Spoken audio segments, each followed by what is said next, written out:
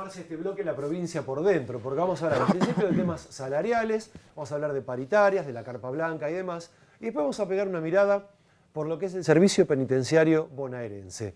El sistema, cómo funciona, si realmente quienes cumplen con sus condenas se pueden reinsertar. Bueno, vamos a hablar de todo eso. Pero en principio recibimos a Oscar de Isasi, secretario general de ATE, la Asociación de Trabajadores del Estado. Gracias por venir, Coló. No, por favor, un placer. Bueno, primeras horas de la carpa blanca, que nuclea médicos, estatales, un montón de sectores de los asalariados. ¿Qué reacción de la gente?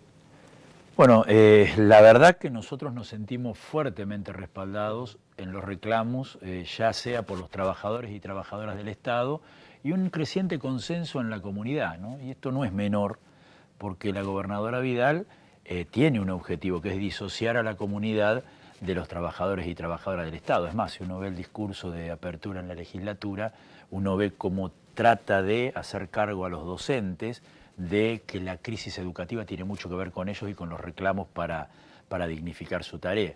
Por lo tanto, la carpa que instalamos en la gobernación el día 27, la verdad que fue un dato muy positivo, nos sentimos muy conformes. Pusimos ahí en debate dos cosas. Uno, los reclamos de los trabajadores y trabajadoras del Estado, en su más amplia composición. Como vos bien decías, no fue solamente ATE, fueron el Frente de Unidad Docente, la Asociación Judicial Bonaerense, SICOP, que es uno de los gremios de los profesionales de la salud, y otras organizaciones que se fueron arrimando a lo largo del día. Decía, pusimos en debate los reclamos de los trabajadores y trabajadoras, que obviamente uno de ellos es el tema salarial. El 15% ofertado en la paritaria docente no resiste el menor análisis, ni siquiera alcanza a equiparar a la proyección inflacionaria para el año 2018, porque más allá de lo que dicen algunos operadores del gobierno, los economistas del propio gobierno ya están hablando de una inflación que va a rondar el 20% en el 2018. El rechazo, y por lo tanto planteamos la necesidad de que las ofertas salariales tengan que ver con recuperar el poder adquisitivo perdido sobre todo en los últimos años. Otro tema importante que pusimos en debate es la precarización laboral.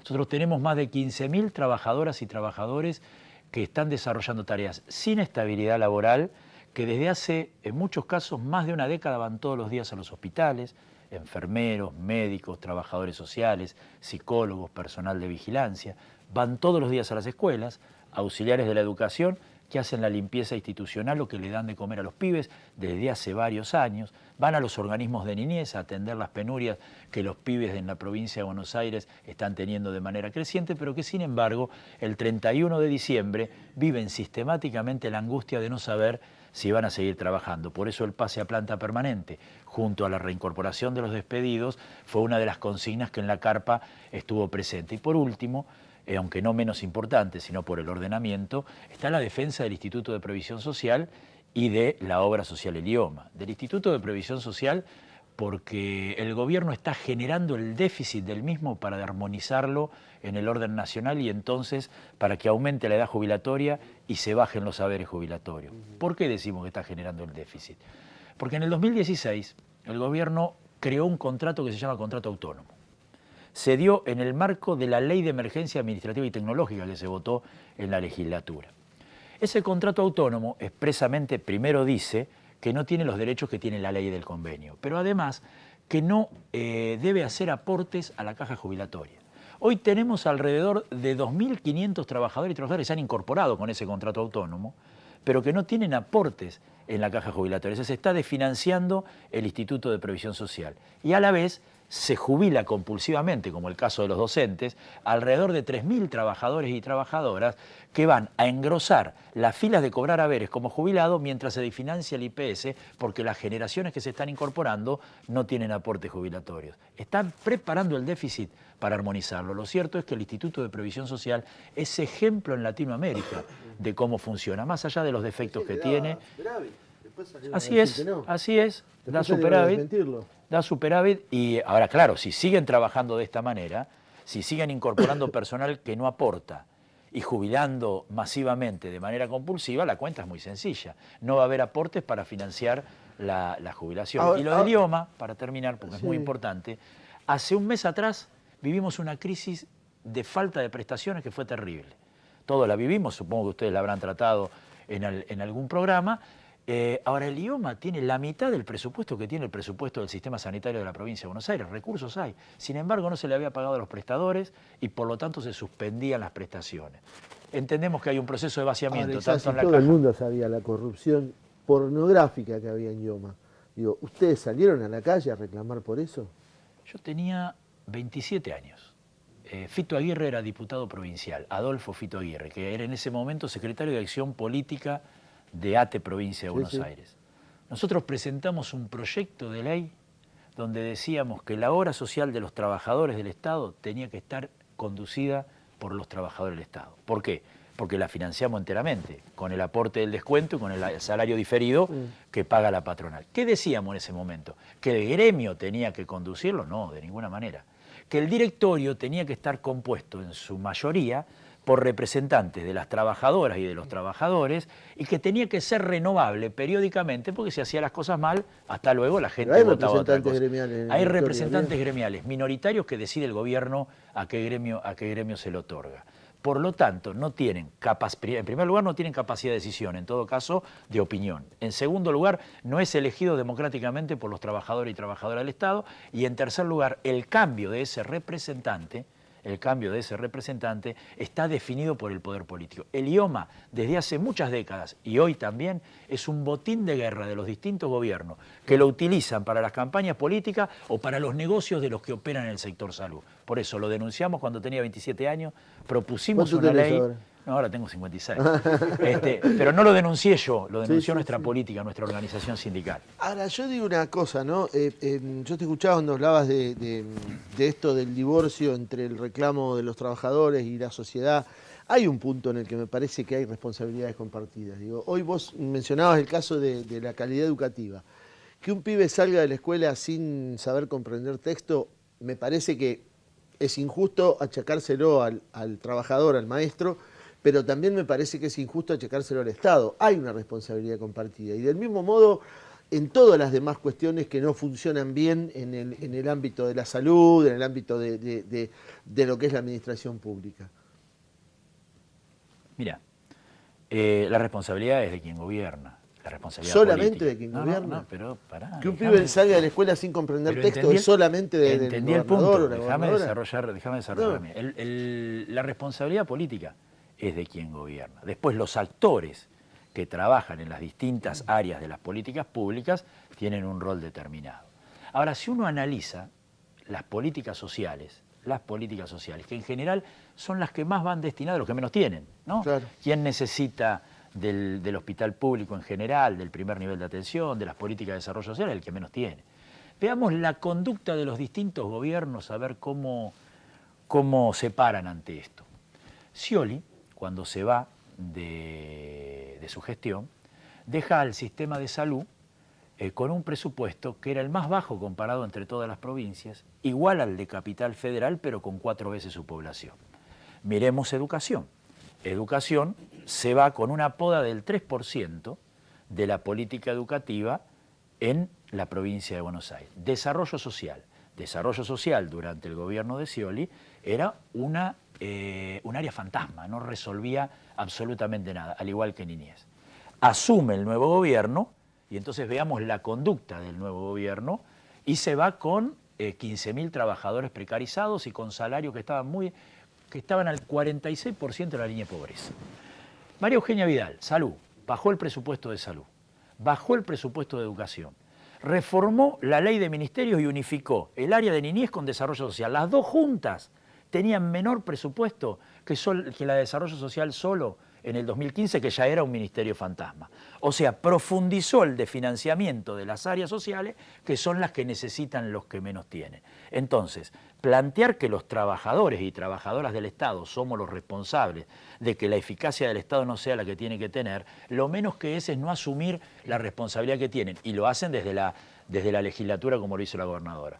Los auxiliares de la educación van a las escuelas y a veces llevan la lavandina porque no hay para limpiar el baño, porque en la conciencia les queda que no vamos a dejar el baño sucio. Hacen malabares para darle de comer a los pibes cuando no faltan cosas. Los enfermeros Deja un poquito, porque en general hay un Tengo otro operativo. bloque y hay un montón de gente esperando, Oscar. Los enfermeros Sí. hacen absolutamente todo y compran el estetoscopio porque no hay estetoscopio en los hospitales para poder atender a la gente. Son 3 ejemplos que me parece que rebaten cualquier hilo discursivo cínico de parte del gobierno provincial. Oscar, gracias por haber venido y ojalá No, que por la favor. carpa y la negociación prospere y que los trabajadores tengan lo que merecen, ¿sí? Así es, nosotros además quiero decir que vamos al paro y movilización el día 5, Bien. a la Casa de Gobierno y valorar un triunfo, que es que se abrió la paritaria de la ley 10430 de los auxiliares de la educación, de los administrativos, para el día 3 a las 5 de la tarde. Y que eso no fue por convicción del gobierno, sino porque por el paro del 5, el 6, la carpa y el proceso de movilización. Muchas gracias Oscar. por invitarme. Un abrazo. Bueno, vamos a seguir charlando ahora. Están, y tengo que la apunte acá porque realmente son 3 invitados que no hemos tenido nunca todavía. En primer lugar, saludamos a Marcos Di Lorenzo, que es director de promoción e inclusión sociolaboral del Servicio Penitenciario Bonaerense. Gracias por venir. Gracias a ustedes por invitarme. Está también Carlos Mena, un hombre que ha pasado por una cárcel bonaerense, ex privado de la libertad, hoy reinsertado en la sociedad. Gracias por venir, Carlos. A ustedes, muchas gracias. Y en tercer lugar tenemos a un abogado penalista, el doctor Diego Deusberes. Gracias por venir también. Muchas gracias por invitarme. Cada vez que hemos hablado acá y hemos tocado la problemática carcelaria y demás, me ha quedado impactado una frase, ¿no? Que creo que es un lugar común que más o menos mucha gente lo maneja. El 90% de la gente que está en las cárceles de la provincia de Buenos Aires es gente pobre, o es gente que viene de lugares muy postergados, y la mayoría de ellos vienen previamente de institutos de menores o han empezado a delinquir siendo muy jóvenes. ¿Esa realidad ha cambiado o sigue siendo así? No, sigue siendo así. La gente que está detenida en las cárceles de la provincia últimamente son gentes más jóvenes, que eso no quita que nosotros con el rol que tenemos dentro del Estado, que es ayudarlos a incluirlos en la sociedad, desarrollamos diferentes programas que trata de darles herramientas para que el día que recuperen su libertad puedan insertarse en el mercado laboral. Pero lo que yo quiero resaltar, que quizás con la experiencia que tenemos en el transcurso de nuestro trabajo, es que yo creo firmemente que cuando uno potencia las habilidades o las aptitudes que tiene cada ser humano, quizás a ellos le toque hacerlo en contexto de encierro. Pero cuando uno pone el foco en eso, en la persona, se predispone de manera diferente, más permeable al conocimiento en el transcurso de la condena, y es muy importante para que puedan sentirse como actores positivos en la sociedad cuando recuperen la libertad. Carlos, nosotros habitualmente lo vemos en películas, ¿no? El momento en el cual una persona que ha estado detenida mucho tiempo, se abren las puertas, o un familiar lo va a recibir o lo que fuera, y a partir de ahora, ¿qué? ¿Cómo fue ese momento? El momento de la libertad. El último El que quieras, Claro, el que bueno. más te quedó grabado. Y en realidad los 3. Yo tuve 3 condenas por robo. Esta última la hice aproximadamente casi 9 años. En reincidente, lógicamente, y la primera me fui de Olmos en libertad. Ajá. Me fui de Olmos y salí sin futuro. Claro. La segunda, salí de la unidad número 9 acá de La Plata y me fui con un parche en el ojo por un tiro del servicio penitenciario de Olavarría, de Sierra Chica. Porque también yo era rebelde, pero no justifica que me haya pasado eso. Y bueno, la última me fui en libertad de la unidad 23 Florencio Varela y al otro día me estaba haciendo un reportaje página 12. Totalmente diferente por el tema de lo que estábamos haciendo en la unidad, en la cárcel. Me marcaron las 3, porque las 3 marcaron un antes y un después de cada vez peor. Pero la última fue algo que nunca pensé, que primero que iba a salir vivo, segunda que iba a saber leer y escribir, tercero que iba a pedir que me ayuden y dejarme ayudar. Y bueno, y después no es 1, 2, 3, es hasta 20, porque tengo amigos que ahora... penitenciario Di Lorenzo, Marcos es mi amigo, él. Tengo muchos amigos y yo puedo hablar como quiera, ¿no? En este programa. Tranquilamente, con total libertad. Así me explayo, ¿no? Como tiene que ser, porque Con sentí medio total contracturado. Para mí eran todos sortivas. Y yo prometí de jurado cortarle el cuello, y a mí me prometían jurarme romperme los huesos por maleducado y rebelde. Y bueno, yo al que le prometí cortarle el cuello fue o romperle la boca, porque también somos boxeadores, a mi juez Mario Balestuto de Loma de Zamora, ejecución penal. No lo quería ni ver a Marcos Di Lorenzo, tengo que decírselo acá en cámara, y porque estaba hecho un animal. Estaba tan cosificado que ya no era una cosa, que éramos mafiosos, que éramos tumberos. Y en realidad ahora marca la diferencia porque yo salía en libertad, salía con transitoria 2 veces a la casa de un cura, Cristian Mores, que es penitenciario. O sea que vivía en la casa de un Ortiva para mis viejos tiempos. Y el Ortiva me dio el Ortiva que yo creía que era Ortiva, que me hizo creer ese sistema que me crié lamentablemente desde afuera hasta en una cárcel, es mi familia. Vos dijiste 2 cosas, en todo esto, recién dijiste 2 cosas que me parecieron terribles, que son absolutamente reales, ¿no? Una que decías que por ahí la máxima aspiración era salir vivo. O sea, como diciendo, no importaba cómo iba a salir, el tema es que no sabía si iba a salir vivo. Y después la otra es que salía sin rumbo. En la práctica, digamos, uno cuando lee, cuando ve incluso los anuncios oficiales y se habla de la reinserción y demás, pero después en la práctica, en la calle, en la cancha, donde se ven los pingos, ¿cómo es salir a buscar laburo todavía con el olor de la celda en la ropa? Es una pregunta que me hicieron en muchos lugares donde fuimos así como a este lugar, pero es una pregunta fundamental para que creo que ya que estamos acá, que aprovecho para que la sociedad comprenda, desde mi humilde lugar, yo no sé todo, no tengo la verdad, pero desde mi experiencia, primero de que sin saber leer y escribir, muchas alternativas no tenía. Después cuando supe leer y escribir y otras cosas más, tenía herramientas que lamentablemente las conseguí en una cárcel, a nivel intelectual quizás se puede decir, pero ya de ser negro y de ser feo y no saber leer y escribir era muy complicado y también yo me hago cargo de que yo tampoco quería. Hubo un tiempo que no quería porque me hicieron entender que no tenía que querer trabajar. ¿Para qué? Si yo soy chorro. Si me dijeron que yo era chorro, era pobre y tengo que morir pobre o chorro, no, ¿para qué? Ya naturalizaba eso. Y si hubo una posibilidad en algún momento de buscar trabajo, no porque era muy duro, porque ya te digo, ser negro, mi piel, es para mucha gente, no para todos, no, lamentablemente. ¿Estuviste preso? Llaman al 911 y te llaman preso. Ahora vamos a ir charlando con Carlos. Vamos a hablar con el abogado penalista, con el doctor Céspedes.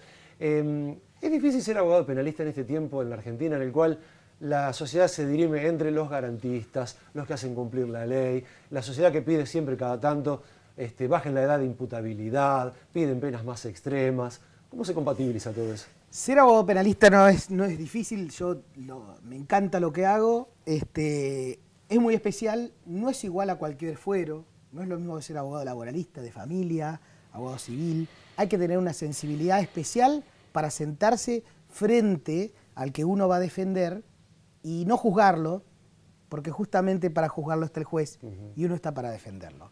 Lo primero que uno tiene que tener claro es que cualquier individuo constitucionalmente tiene derecho a la defensa.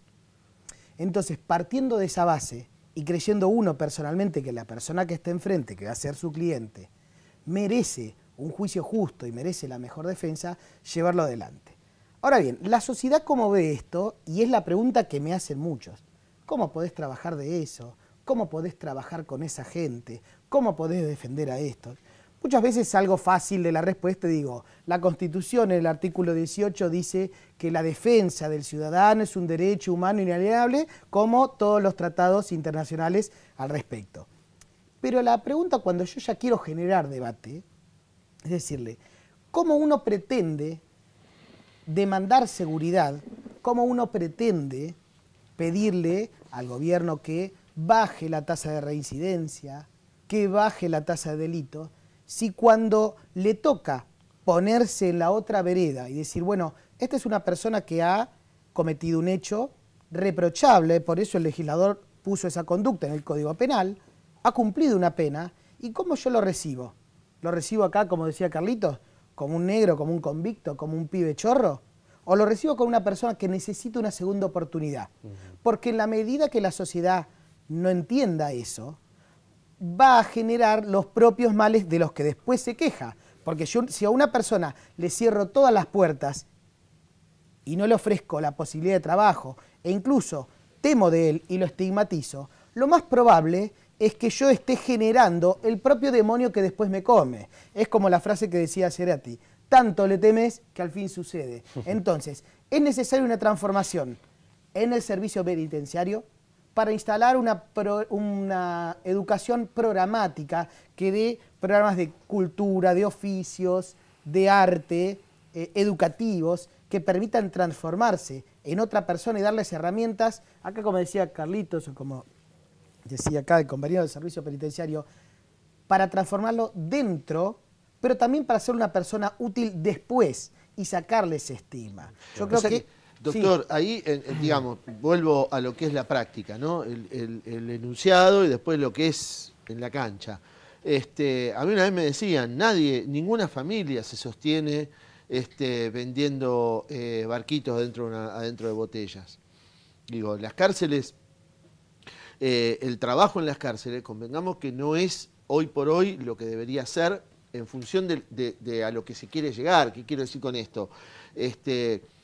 Los talleres de artes y oficios no tienen hoy un correlato en el trabajo, en el que permita a la persona que está detenida llevar, o mejor dicho, dar un sueldo a su familia, sostenerla económicamente, pero en términos reales y en términos normales, si se quiere, digo, porque vuelvo al ejemplo del barquito dentro de la botella o del... qué sé yo, vos sabés las cosas que hacen en las cárceles que vos decís, sí, muy lindo, pero esto, ¿a quién se lo vendo? ¿Qué hago con esto? Primero que no solamente hacen barquitos, eso por ahí es algo de cultura que pueden hacer como un entretiempo. Nosotros estamos llevando adelante junto con el Ministerio de Justicia y otros ministerios diferentes oficios a través de convenios con entidades sindicales, con el Ministerio de Educación, como los centros de formación profesional que les enseñan a los detenidos oficios en la diferente gama de oficios que hay. Sí. Lo positivo, tanto con el Ministerio de Trabajo de Nación y el Ministerio de Educación, es que cuando terminan de cursar ese oficio, reciben una certificación oficial que los acredita para que el día de mañana, cuando recuperan la libertad, puedan insertarse en lo que es la cartera laboral, si se quiere. El tema que van a la fábrica y es como dice, pero ahí el dueño de la fábrica dice, ¿estuviste en Cana? No, pero ahí, bueno, ahí hay otra llamamos. mirada también. Ahí yo tengo otra mirada, que es personal también. Yo creo que es necesario un cambio cultural en la sociedad toda, sí, obvio, que entienda esto de otra manera. Pero lo que tratamos de hacer nosotros desde el servicio penitenciario es que la persona que está detenida pueda ser emprendedora.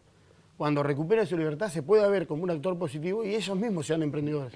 Que ellos mismos puedan llevar adelante todo lo que se aprendió estando detenido, que quizás por circunstancias que no se van a debatir hoy, llegaron al camino del delito, pero una vez que están, el Estado tiene la obligación de reinsertarlos en la sociedad de forma positiva. Pero uno de esos cambios que tenemos que buscar en ellos, no en él, porque él ya está con nosotros de este lado, sino que ellos puedan verse como actores positivos y puedan sentirse motivados para poder desarrollar esa actividad. Porque nosotros no podemos tampoco juzgar a la sociedad que no le quiere dar un trabajo, no lo quiere insertar. Tenemos que tratar de que ellos se puedan ver y poder desempeñarse. Ahora vos vas Hay preso, diferentes programas vos vas preso, el Estado te enseña plomería. Cuando salís de la cárcel necesitas herramientas. Sí. Hay diferentes programas, hay programas. Digo, el programa PEI del Ministerio de Trabajo te podés presentar, si yo soy plomero y no tenés ni un destornillador, digo, ¿yo puedo decir algo sobre el tema? Más. Breve, porque tenemos poquitito tiempo, ya tenemos que ir cerrando. ¿Sí? ¿Sí? ¿Puede ser? Sí, sí. Porque esto es para 5 programas.